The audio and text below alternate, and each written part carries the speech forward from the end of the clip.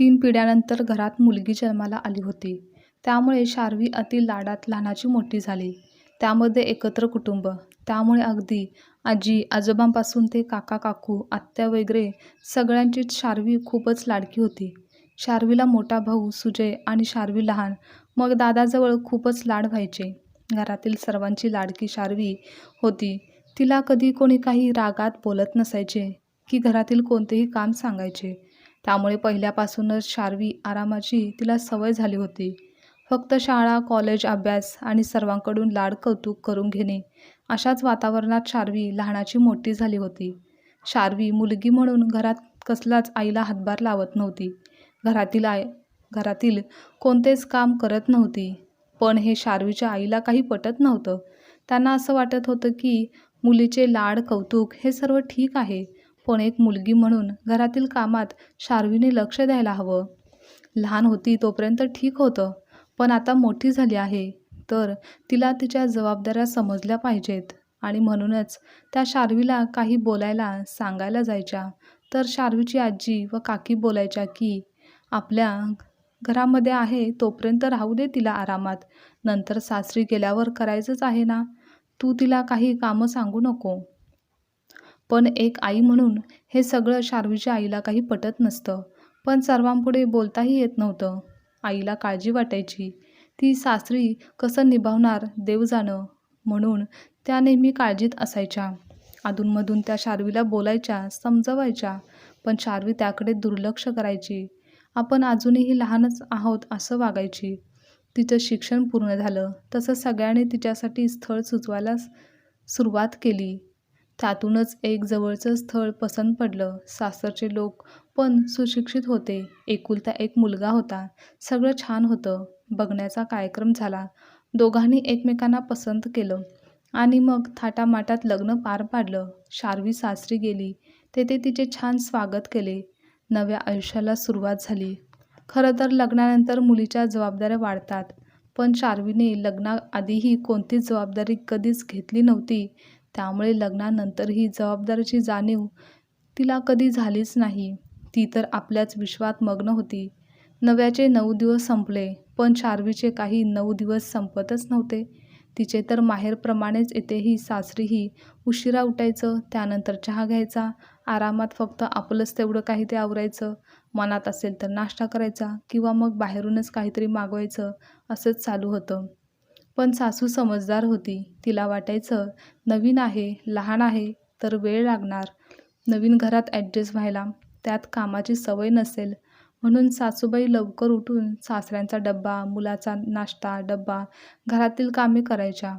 सासू एकटीच सर्व काही कामं करत आहे आणि आपण फक्त बसून आहोत, कोणत्याच कामाला हातभार लावत नाही याचे तिला काहीच वाटायचे नाही. उलट शार्वी सासूलाच 2 कामे अजून सांगून आपण मात्र मैत्रिणीबरोबर बाहेर जायचे. तरी घरच्यांकडून कसलीच तक्रार नव्हती. 2 वेळचे जेवण सासूबाईच बनवायच्या. 4-5 महिने असेच गेले. नवीन लग्न होतं, त्यामुळे माहेरी येणं-जाणं तर चालूच होतं आणि तिकडे गेले की मग पुन्हा सर्वांचे लाड कौतुक सुरू व्हायचे. तिलाही अशाच गोष्टींची सवय झाली होती आणि म्हणूनच सासरीही अशीच वागणूक मिळावी असंच तिला नेहमी वाटायचं. लग्नाला आता 5-6 महिने पूर्ण झाले होते, पण तिच्यात काहीच फरक पडलेला नव्हता आणि आपण कसे वागत आहोत याची जाणीवही तिला नव्हती. शार्वीचे असं वागणं गेल्या अनेक महिन्यापासून बघून शेवटी एके दिवशी सासूबाई म्हणाल्या, शार्वी अगं, मी पण थकले आहे. आता माझ्याकडून होत नाही. तू आता घरची आणि किचनची जबाबदारी घे. हे ऐकून तर शार्वीचा पाराच चढला. ती रागातच बोलू लागली की मी माझ्या घरी कधीच कोणतं काम केलं नाही. मला कोणत्याच कामाची सवय नाही. त्यामुळे तुम्हाला जर जमत नसेल तर कामवाली ठेवा, पण मला जेवण, घरातील कामे करायला जमणार नाही. मग काय, हळूहळू सासू-सुनेमध्ये खटके उडू लागले. कामावरून घरात उगाच वादविवाद निर्माण होऊ लागले आणि मग घरामध्ये थोडे जरी काही झालं तरी शार्वी लगेच माहेरी जाऊ लागली, आरामात राहू लागली. तिला माहेरी लाडकी म्हणून कोणीच काही दुखवत नसायचं. शार्वीच्या आईला हे काही पटायचं नाही, आवडायचं नाही, पण त्यांचाही नाईलाज होता. त्या काही बोलायला गेल्या की सर्वजण त्यांनाच शांत करायचे. शार्वीच्या लग्नाला 8-9 महिने झाले होते. एके दिवशी शार्वी चक्कर येऊन पडली. सासू सासरे घाबरले, त्यामुळे त्यांनी पटकन डॉक्टरांना घरी बोलावून घेतलं. डॉक्टरांनी चेकअप करून गुड न्यूज आहे असं सांगितल्यानंतर ते ऐकून सगळ्यांनाच आनंद झाला. मग काय, शार्वीला सगळं बेडवरच मिळायचं. सासू तिची पूर्णपणे काळजी घ्यायची, तिला जपायची. पण एवढं करूनही कधीच शार्वीच्या तोंडून सासूबाईबद्दल आदराचे 2 शब्द निघत नव्हते, की तिला सासूबाईची किंमत कळत होती. तरीही शार्वी प्रेग्नेंट आहे व घरात लहान बाळ येणार आहे म्हणून त्या सर्व काही अगदी मनापासून करायच्या. आता शार्वीला 7 महिने झाले होते. सासूबाईंनी डोहाळे जेवण थाटामाटात साजरे केले. तिचे खूप लाड पुरवले आणि त्यानंतर बाळंतपणासाठी शार्वी माहेरी गेली. तिथेही तिला आधीपेक्षा जास्त जपलं जायचं, लाड केले जायचे. त्या दरम्यान शार्वीच्या मोठ्या भावाच्या लग्नाची चर्चा सुरू झाली. नात्यातीलच एक मुलगी पाहिली. मुलगी सुंदर, संस्कारी होती. तिचं नाव मीरा होतं. शार्वीच्या भावाची लग्नाची तयारी चालू झाली. सर्वांच्या उपस्थितीमध्ये साखरपुडा झाला आणि मग लगेच 2 दिवसांनी लग्नकार्य पार पडलं. मीरा सून बनून त्या घरी आली. लग्नाच्या 15-20 दिवसानंतर एक दिवस शार्वीच्या पोटात दुखू लागलं. तिला पटकन हॉस्पिटलमध्ये दाखल करण्यात आलं आणि थोड्याच वेळात डॉक्टरांनी येऊन सांगितलं की मुलगा झाला आहे व आई आणि बाळ दोघेही सुखरूप आहेत. हे ऐकून सगळेच आनंदित झाले. शार्वीच्या सासरीही कळवण्यात आलं. त्यांनाही खूप आनंद झाला. सर्वजण शार्वीला व बाळाला पाहण्यासाठी आले. थोड्याच दिवसात डिस्चार्ज मिळाला.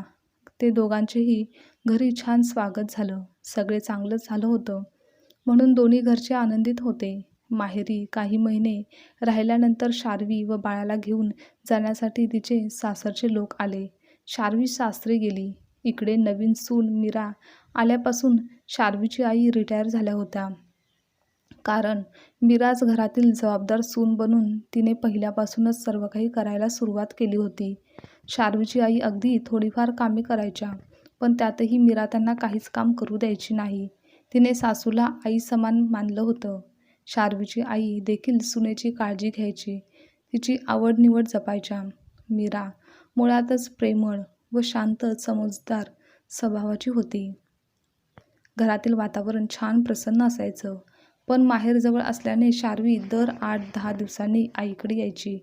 हे मात्र शार्वीच्या आईला काही आवडत नसायचं. कारण मुलीने आपल्या संसारात लक्ष द्यावं, घर, सासू, सासरे, नवरा यांची काळजी घ्यावी असं त्यांना वाटायचं. म्हणूनच त्या नेहमी म्हणायच्या, सारखं माहेरी येणं बरं नव्हे, ते चांगलं दिसत नाही.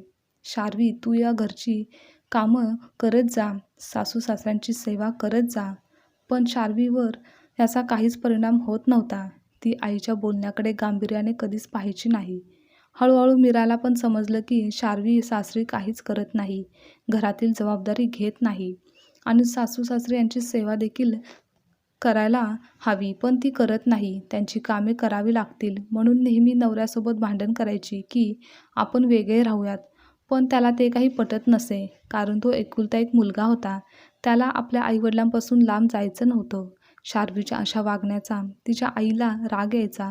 तिची काळजी देखील वाटायची. आपल्या मुलीने सासू-सासऱ्यांची सेवा करावी, संसाराकडे लक्ष द्यावं असेच त्यांना पण वाटत होते. पण लाडात वाढलेली शार्वी कोणाचेच काही ऐकत नव्हती. तिला आपलेच वागणे बरोबर वाटायचे. तेव्हा शार्वीच्या आईचे टेन्शन बघून व सतत लेकीच्या विचारात चिंतेत असलेले पाहून त्यांच्या सुनेने मीराने एक दिवस उगाचच काहीच स्पष्ट कारण नसताना देखील भांडण चालू केलं. त्यामुळे कोणालाच काही कळेना. कारण नेहमी समजून घेणारी मीरा आज असं का करते, काहीच समजेना. त्यानंतर मग मीरा रोज कोणतं ना कोणतं कारण काढून सासूसोबत भांडण करू लागली. एक दिवस तर तिने कहरच केला. मीरा आपल्या नवऱ्याला म्हणाली, यापुढे तुमच्या घराच्या लोकांचे मी काहीच करणार नाही. मी काही या घरची नोकर नाही. आता यापुढे मला त्यांच्यासोबत राहायचं नाही आणि म्हणूनच तुमच्या आईबाबांना वृद्धाश्रमात सोडून या. हे सर्व ऐकून आईवडिलांना तर काहीच सुचेना, काहीच कळेना की नेमकं असं काय झालं आहे.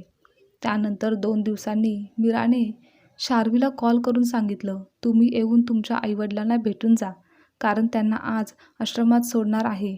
मग माहिती नाही तुमची भेट कधी होईल. शार्वीने रागाने फोन ठेवला आणि लगेचच माहेरी आली. सोबत बाळ आणि नवरा पण होता. तेथे येताक्षणी तिने मीराला जाब विचारू लागली की तू कोण आहेस माझ्या आईबाबांना आश्रमात पाठवणारी?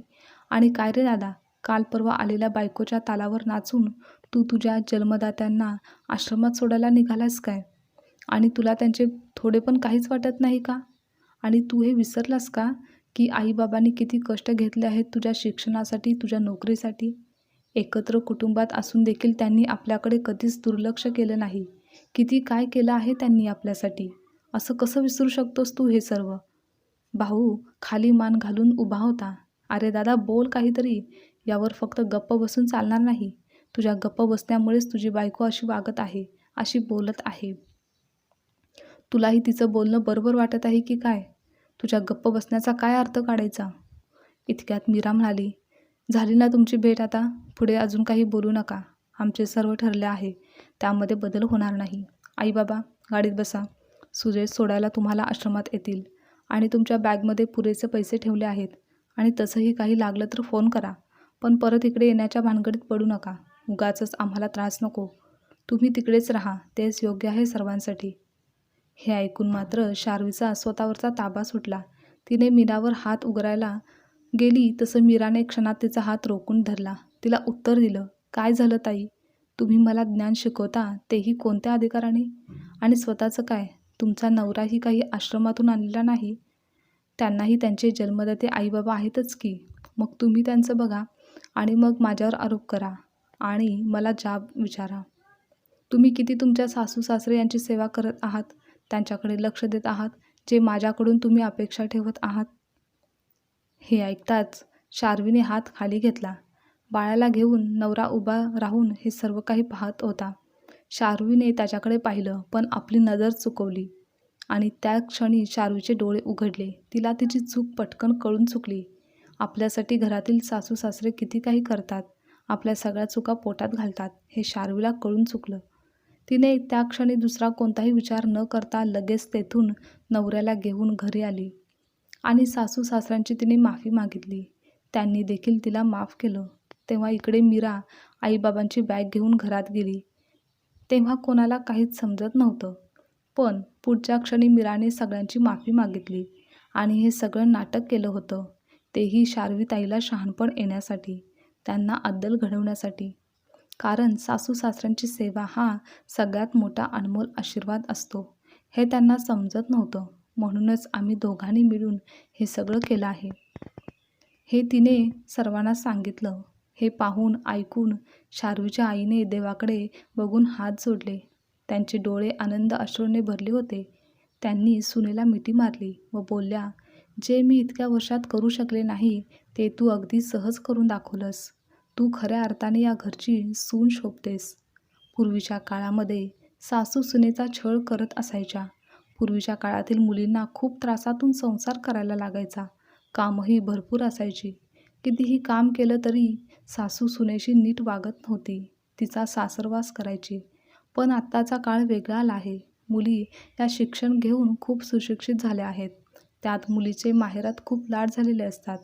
त्यामुळे आत्ताच्या या कलियुगामध्ये उलट झालं आहे. बऱ्याच ठिकाणी सुनेंचा सासूला त्रास होतो. पूर्वीच्या काळामध्ये सासूचे वर्चस्व चालायचे, पण आताच्या काळामध्ये तसं नाही. आता या ठिकाणी सगळीकडे सारखीच परिस्थिती असते असं काही नाही. काही ठिकाणी सासू नीट समजून घेऊन वागत नाही, तर काही ठिकाणी सून नीट समजून घेऊन वागत नाही. पण सासू-सुनेने एकमेकींकडे एक स्त्री म्हणून पाहावं, स्वतःला त्या स्थानी ठेवून बघावं आणि त्याप्रमाणे वागावं, बोलावं, म्हणजे मग सासू-सुनेचे नाते खराब होणार नाही. आजची कथा तुम्हाला आवडल्यास लाईक, शेअर, कमेंट करा आणि चॅनलवर नवीन असाल तर चॅनलला सबस्क्राईबसुद्धा नक्की करा.